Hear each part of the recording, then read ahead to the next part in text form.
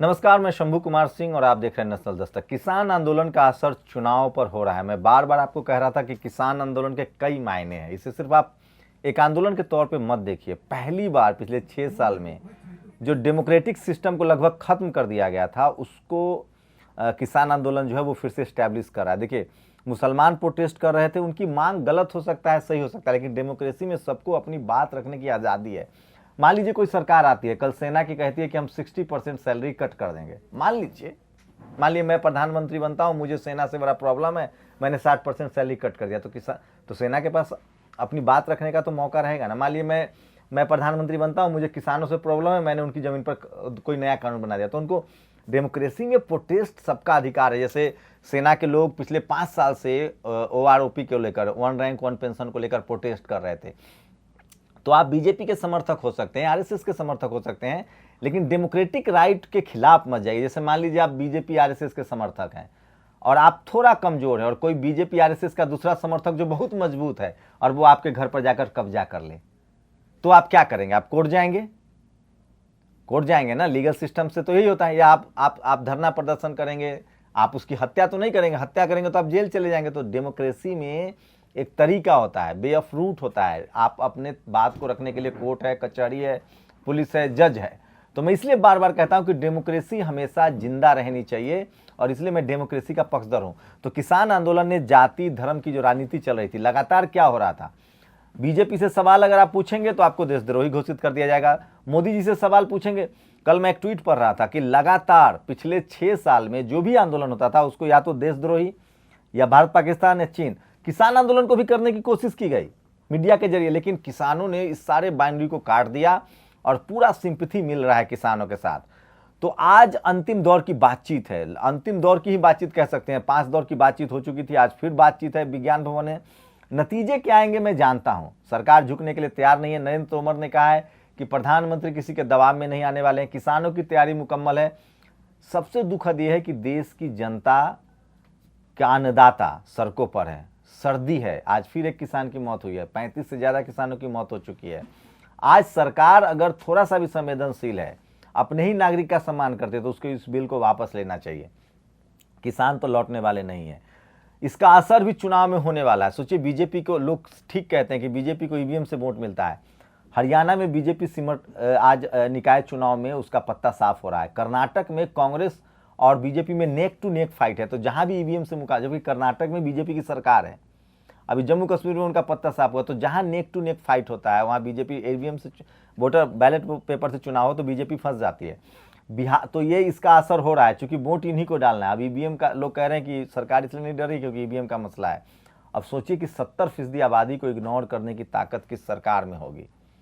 कुछ तो गड़बड़ झाला है। दूसरी बड़ी खबर बता रहा हूं बिहार से। बिहार में श्याम रजक बड़े नेता थे, अभी नीतीश जी के सबसे करीबी लोगों में से थे, अभी आरजेडी में आए हैं। नीतीश जी कल से नाराज चल रहे हैं जिस तरह से उनके विधायकों को तोड़ा गया है।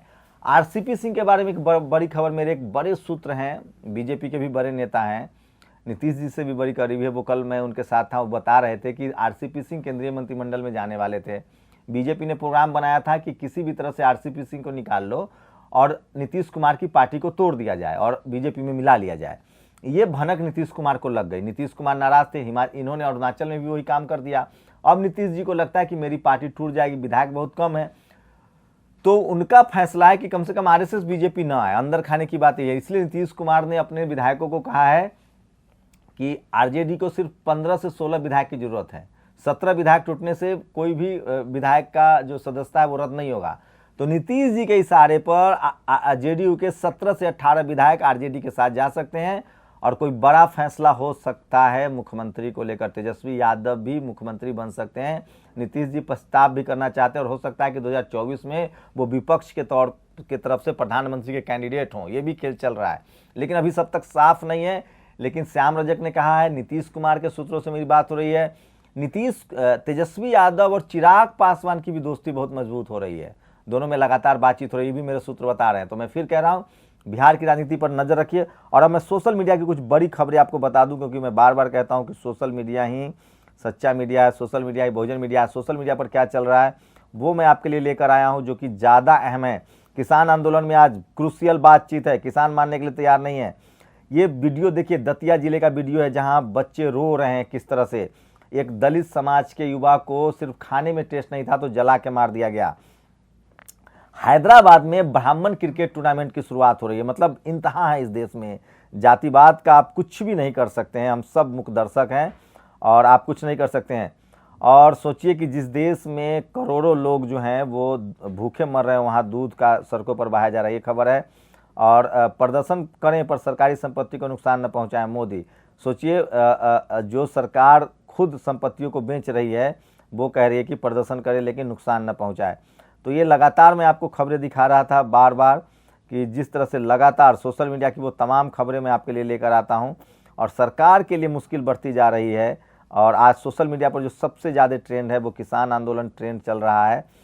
लोग बार बार सवाल पूछ रहे हैं कि आखिर किसानों की बात सरकार मान क्यों नहीं रही है। और बजरंग दल की चेतावनी, पीटे जाएंगे क्रिसमस पर चर्च जाने वाले हिंदू। तो मोदी जी चर्च गए थे, अब बजरंग दल को पूछना चाहिए। लगातार हिंदू मुस्लिम की राजनीति हो रही है। सोचिए, योगी जी तो अब कह रहे थे कि खालिस्तानी है किसान, अब उन्होंने सिखों की पगड़ी भी पहन ली है। तो कितनी अजीब बात है, शादी मंत्र के द्वारा और तलाक संविधान के द्वारा। ये ट्वीट मुझे अच्छा लगा इसलिए मैंने इसे बता दिया। और लक्ष्मीबाई का अंतिम संस्कार अंग्रेजों के डर से किसी हिंदू राजा ने नहीं किया था बल्कि नवाब अली बहादुर शाह ने किया था। और बात करते हैं हिंदू राष्ट्र की, ये बड़ा तंज है।